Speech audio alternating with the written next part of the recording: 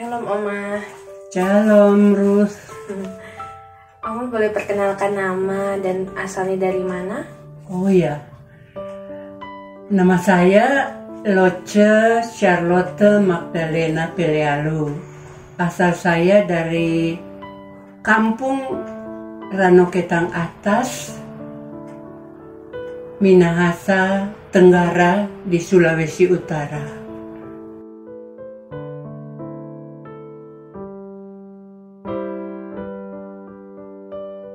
Kapannya waktu itu Oma mengikuti camp pemuda dari salah satu gereja, dan di situ Oma diperlihatkan dengan kehidupan pribadi Oma. Di situ Oma menyadari Oma perlu bertobat. Saat itu juga Oma berkata kepada Tuhan Yesus, "Tuhan, saya mau bertobat dan merubah gaya hidup saya." Dan di dalam hati saya merasa Tuhan memanggil saya untuk melayani Dia sebagai seorang hamba Tuhan. Dan anehnya, waktu itu Tuhan taruh juga bukan hanya melayani Tuhan, tetapi melalui profesi sebagai tenaga kesehatan. Sehingga setamat Oma di sekolah, waktu itu dari SMP, saya masuk SMA, tetapi baru kelas 2 saya langsung pindah ke sekolah perawat. Di sekolah perawat situ saya semakin yakin bahwa memang inilah profesi yang Tuhan inginkan saya untuk melayani Dia. Karena saat melayani pasien, saya melihat betapa banyak pasien yang meninggal tanpa mengenal Yesus Kristus sebagai Tuhan dan Juru Selamat pribadi mereka. Di situ saya merasa sangat sedih oleh karena mereka meninggal tanpa mengenal siapa Juru Selamat mereka. Oleh sebab itu Oma terus berdoa supaya kelak nanti Oma akan belajar di salah satu sekolah teologi untuk melengkapi panggilan pelayanan yang Tuhan percayakan nanti. Dan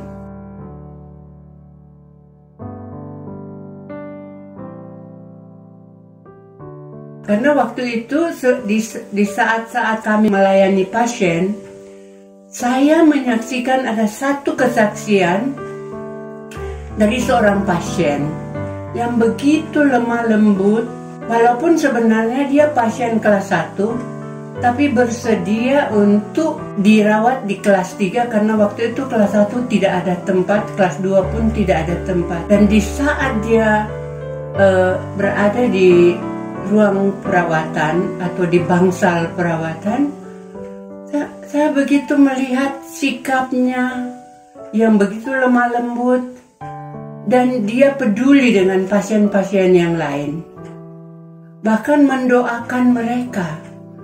Saya jadi bertanya-tanya, siapa orang ini? Sehingga, dan kepada perawat dan dokter pun dia sangat bersahabat. Akhirnya saya tanya, karena kelihatan wajahnya seorang Tionghoa, saya tanya, "Ci, siapa sebenarnya?" Dan saya lihat Ci begitu peduli dengan pasien-pasien yang lain, mendoakan bahkan menyuapi makanan kepada pasien yang tidak sanggup untuk makan sendiri. Dan dia katakan, "Saya ini penginjil dan saya belajar di I3 Institut Injil Indonesia Batu Malang." Di dalam hati saya, nah sekolah seperti ini yang saya ingin. Karena saya bisa melihat kesaksian hidup yang seperti itu. Karena di sekitar kami, di tempat saya belajar ada banyak mahasiswa teologi. Tetapi saya tidak melihat kesaksian seperti yang ada di penginjil ini. Itu sebabnya setamat saya di sekolah perawat, saya langsung melamar atau mendaftar ke I3 dan saya diterima untuk belajar tahun akademi 1977.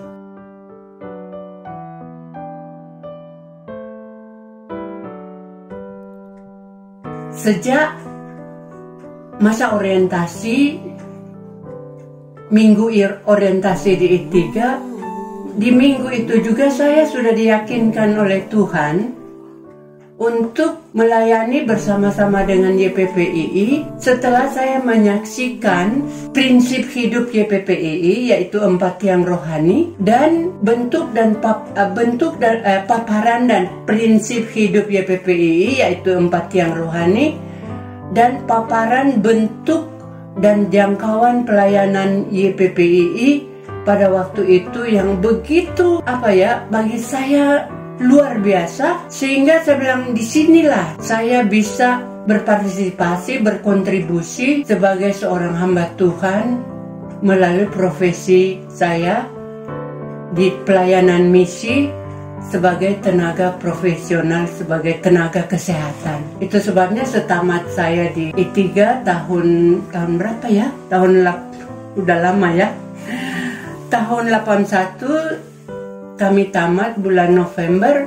Tahun 82 Januari sudah bergabung dengan YPPII, mengikuti masa orientasi di Mission House MOC, dan tahun 82 bulan Juli di kebaktian tahunan saya diterima sebagai anggota probationer di YPPII untuk melayani di Afrika, khususnya negaranya Gambia di Afrika Barat, sebagai utusan tenaga kesehatan atau perawat di sana sejak tahun 82.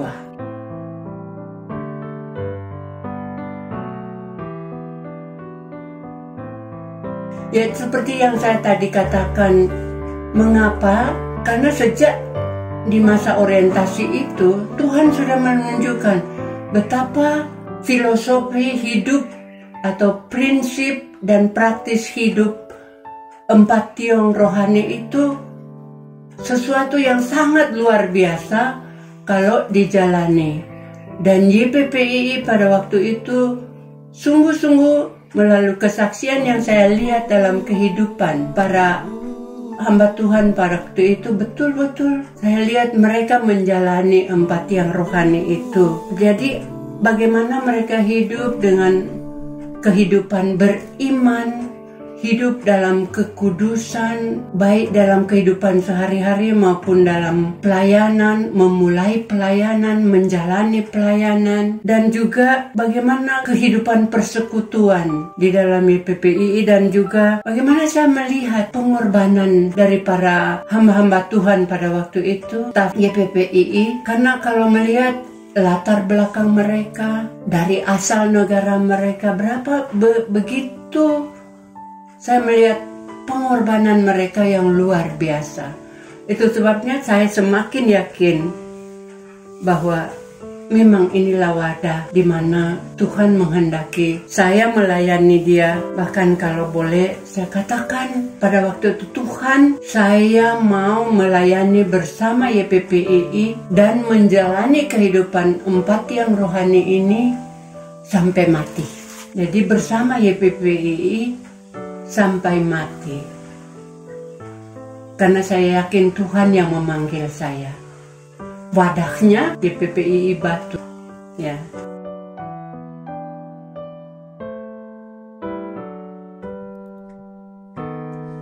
Saya bersyukur oleh karena YPPII itu menghargai panggilan dari pribadi-pribadi yang bergabung dengan YPPII. Mereka menerima panggilan saya untuk menjalani sebagai misionari. Mereka mendukung, mendorong, menyemangati saya, bahkan teristimewa mendoakan saya. Dan pada waktu itu, betapa saya melihat bahwa betul Tuhan memanggil saya melayani bersama YPPII. Karena melalui YPPII ada ribuan orang yang ikut mendoakan saya, mendukung saya untuk pergi dan melayani sebagai seorang misionari di Afrika. Dan saya sudah sejak tahun 82 saya gabung YPPII, dan tahun 83 saya diutus ke Afrika Gambia, melayani di sana selama 13 tahun sebagai tenaga kesehatan, merintis gereja sambil melayani pelayanan kesehatan, dan juga bersyukur ada jiwa-jiwa yang boleh diselamatkan, bahkan mereka sekarang sudah ikut melayani Tuhan melalui pertobatan mereka dan juga melengkapi diri menjadi seorang hamba Tuhan. Tahun 97 saya kembali ke YPPI Batu dan dipercayakan untuk bersama-sama melayani dalam Missionary Training Center YPPI untuk melengkapi dan mempersiapkan calon-calon misionari yang akan diutus ke luar negeri. Selama 2 tahun saya menjalani itu bersama senior saya, almarhum Pak Sarjito dan Ibu. Kemudian tahun 2000 saya oleh YPPI dipercayakan untuk menjadi koordinator pelayanan tenaga kesehatan Kristen Indonesia, karena YPPI menjadi perwakilan dari Persekutuan Tenaga Kristen Internasional dan YPPI menjadi representatif dari pelayanan ini di Indonesia. Itu saya jalani sampai tahun 2010. Tahun 2011 saya ditempatkan di Biro Internal dan Doa YPPI sampai sekarang.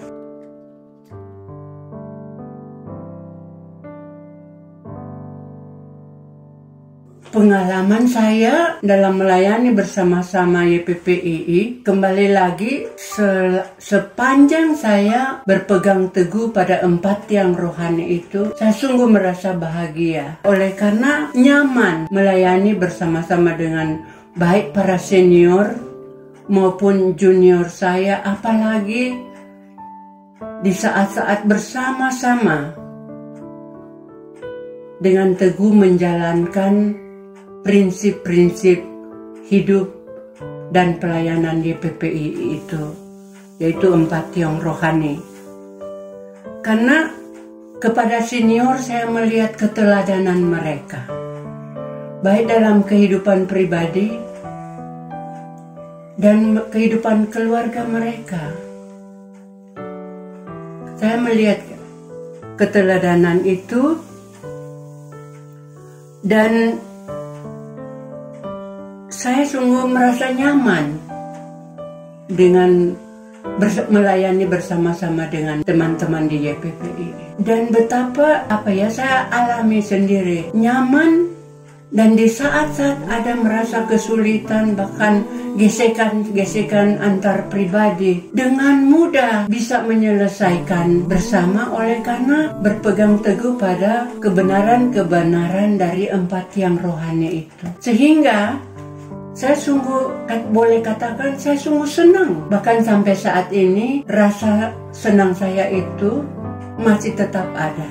4 tiang rohani ini menjadi tali pengikat bagi kami, bagi saya dengan sesama teman baik senior maupun junior, bahwa kami ini keluarga. Dan benar-benar saya menikmati bahwa suasana kekeluargaan yang ada di YPPI itu luar biasa. Apalagi ketika berinteraksi dengan mahasiswa yang sedang belajar di dalam sekolah-sekolah YPPI, baik itu mahasiswa putra maupun putri. Saya menikmati rasa kekeluargaan itu begitu indah.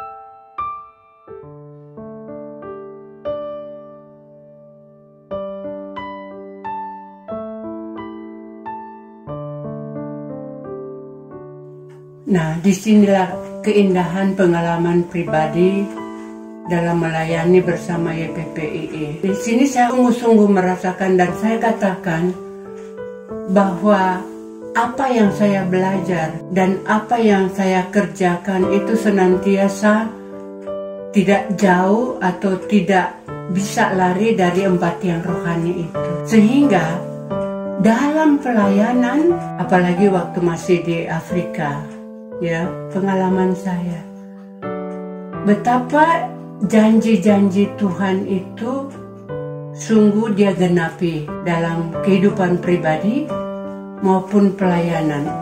Tentu yang utama saya harus memelihara hubungan pribadi saya dengan Tuhan dan dengan sesama pelayanan saya.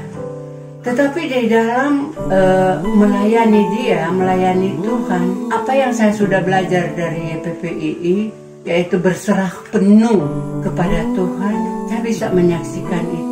Bagaimana saya berinteraksi dengan para orang-orang yang saya layani, maupun pengalaman saya dalam melayani, bagaimana Tuhan senantiasa memberi belas kasih bagi saya untuk melihat jiwa-jiwa yang sungguh meninggal tanpa Tuhan Yesus, bahkan menderita kekurangan di Afrika itu. Tapi Tuhan menaruh belas kasih, memberikan saya kekuatan untuk melayani mereka sesuai kapasitas saya dan kemampuan saya. Dan bagaimana saya menyaksikan bahwa luar biasa ada saat-saat di mana, sebagai contoh, di saat seolah-olah ada perlawanan, bahwa mereka tidak senang dengan orang yang memberitakan Injil. Bahkan ada yang mau mencoba mengganggu di tempat kami tinggal. Tetapi sesudah beberapa hari kemudian kami dengar bahwa mereka takut untuk mengganggu kami. Karena pada waktu itu katanya di malam hari mereka mau datang dan mengganggu di tempat kami tinggal.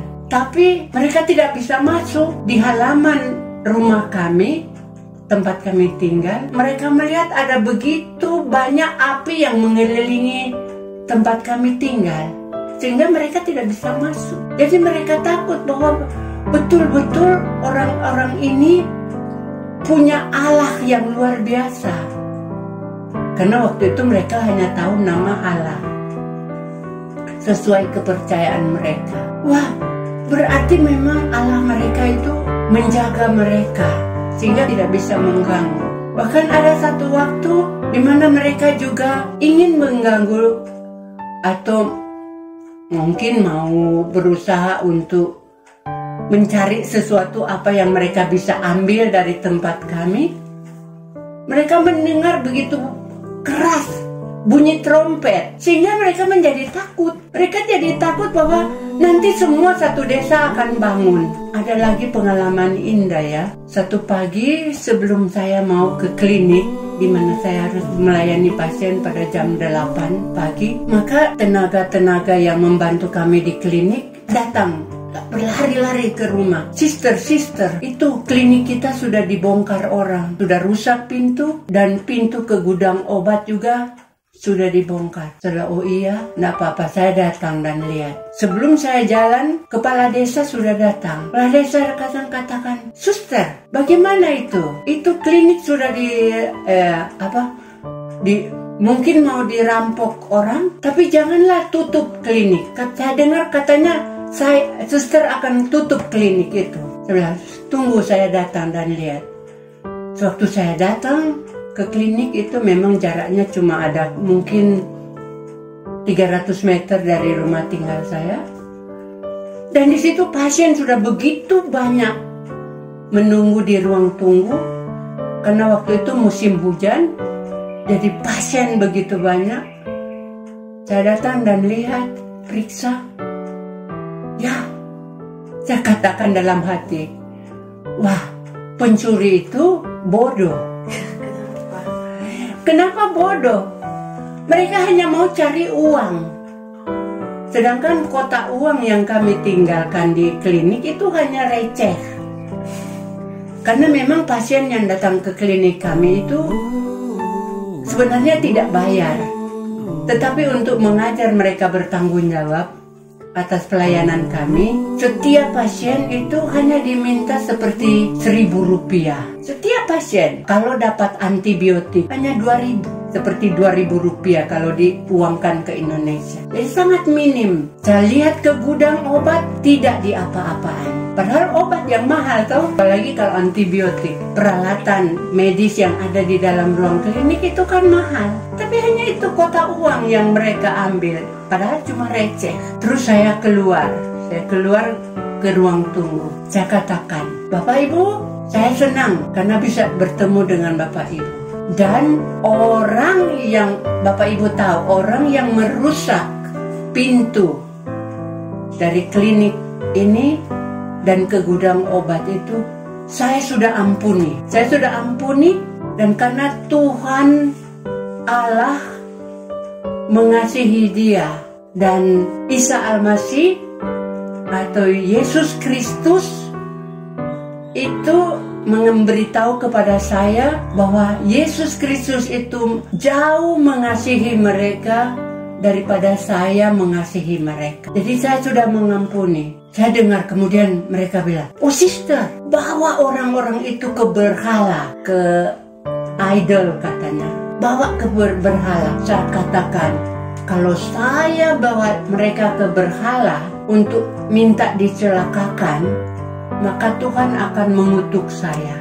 Karena Tuhan saya mengatakan, kasihi mereka, karena mereka tidak tahu apa yang mereka perbuat, dan karena mereka tidak mengenal kebenaran yang sebenarnya dan jalan kebenaran untuk hidup mereka, yaitu Isa Al-Masih. Kemudian saya dengar suara-suara, wah, Tuhannya dia, Allahnya dia itu luar biasa dibanding dengan Allah kami. Masa orang sudah mencelakakan dia langsung ampuni. Saya dengarkan karena mereka pakai bahasa mereka, bahasa Mandinka, kan saya mengerti. Saya katakan, sekali lagi saya sudah mengampuni mereka, dan siapapun yang sekali-sekali akan datang dan mengganggu kami, Tuhan kami, yaitu Yesus Kristus, yang akan menjaga kami. Dan perbuatan mereka, biarlah Allah kami yang hidup itu yang akan mengurus mereka. Dan karena ini masalah hukum, maka biarkanlah polisi yang akan mengurus. Karena polisi sudah datang. Rupanya ada orang desa langsung pergi sampaikan ke Kapolsek, dan Kapolsek dan anggotanya sudah datang, dan Kapolsek ada di situ berdiri dengan para pasien yang lain. Mereka hanya geleng-geleng kepala. Jadi beberapa kejadian itu yang sungguh menjadi pengalaman indah bagi saya. Apa yang menjadi kerinduan atau cita-cita Oma ke depannya terkait pribadi maupun pelayanan? Oh, kalau kerinduan atau cita-cita pribadi saya masih tetap konsisten bahwa saya mau melayani bersama YPPII sesuai kapasitas saya dan kapabilitas saya bersama YPPII, dan menikmati gaya hidup melalui 4 yang rohani itu.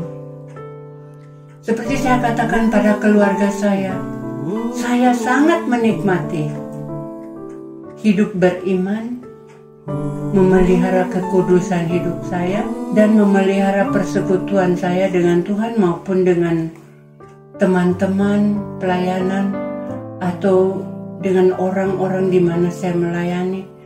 Dan pengorbanan, artinya saya tidak pernah merasa saya sudah mengorbankan sesuatu, karena apapun yang saya perbuat masih sangat kecil dibandingkan dengan pengorbanan yang Tuhan sudah buat kepada saya.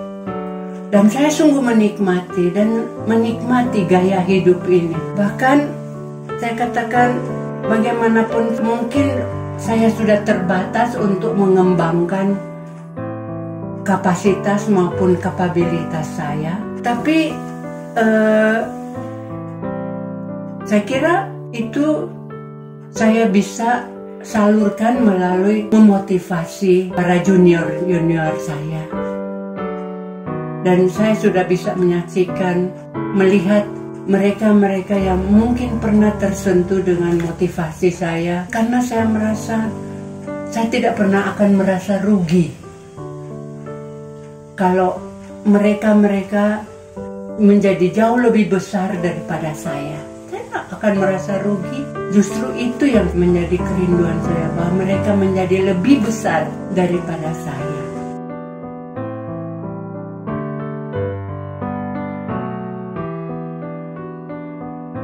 Saran saya jangan takut Jangan takut melayani dan hidup bersama-sama di YPPI. Dan juga dikala membuat satu kesalahan, jangan takut untuk memperbaiki dan menyelesaikan itu bersama keluarga besarmu YPPI. Karena saya ulang-ulang lagi, menjalani hidup sesuai dengan 4 tiang rohani itu sangat nikmat. Sangat nikmat, dan kita akan menikmati itu dan bahagia dengan itu di saat menjalani itu dengan penuh ketaatan dan kesetiaan. Ya, walaupun ada lubang-lubang di mana mungkin kita kepeleset, keseleo, tetapi selalu terbuka. Itulah ya indahnya, bahwa kita selalu terbuka ruang untuk memperbaiki kembali. Dan secara khusus di dalam kehidupan beriman, baik dalam pelayanan maupun dalam kehidupan sehari-hari, saya katakan, bahkan saya sudah katakan sama keluarga saya dan kepada beberapa sahabat saya, itu saya tidak pernah akan gantikan. Gaya hidup beriman dan bergantung sepenuhnya kepada Tuhan Yesus. Karena sungguh saya lebih banyak mengalami keindahan, sukacita dan bahagia melalui hidup beriman dan bergantung pada Tuhan. Apalagi kalau boleh dikatakan baik dalam pelayanan, kebutuhan pelayanan dan kebutuhan si hidup sehari-hari, menikmati hidup ekonomi pas-pasan. Pas perlu, pas ada sesuai waktu Tuhan. Dan itu sangat indah, membuat saya tetap rendah hati dan tetap merasa ketergantungan saya sepenuhnya kepada Tuhan. Kalau masalah berkat atau volume berkat atau jumlah berkat itu sesuai dengan kapasitas kita, kapabilitas kita, dan sesuai dengan apa yang Tuhan memang porsi yang Tuhan sudah siapkan untuk kita masing-masing. Dan saya merasa jauh lebih kaya daripada mungkin orang yang mengatakan kaya, oleh karena itu iman saya kepada Tuhan dan kebenaran Matius 6 ayat 33 dan Filipi 4 ayat 19 itu selalu nyata di dalam hidup saya, dan saya pastikan juga bagi yang muda, kalau itu mau dijalani sepenuhnya sesuai dengan iman, kekudusan hidup, persekutuan dengan Tuhan dan sesama, dan pengorbanan, mengorbankan apa yang perlu kita korbankan sesuai dengan kemampuan, kapasitas kita dan kapabilitas kita. Dan yakin kalau kita jalani itu sangat indah. Sebagai kuncinya, saya tidak pernah bermimpi akan punya rumah pribadi. Ini saya ada di dalam rumah pribadi, sertifikat pribadi, tempat pribadi. Saya pikir dulu dengan YPPI saya akan tinggal sampai mati di rumah dinas, rumah YPPI. Tapi Matius 6 ayat 33 itu nyata bahwa rumah pun saya bisa nikmati sebagai rumah pribadi. Jadi jangan takut melayani dengan YPPI, apalagi menjalaninya dengan 4 tiang rohani YPPI. Itu aja. Oma, sebelum kita tutup, Oma mau sampaikan sesuatu lagi? Setia sampai mati dan jadikan Tuhan itu sungguh-sungguh sebagai pusat hidup kita. Maka Tuhan akan memperhatikan kita dan sekitar kita pun.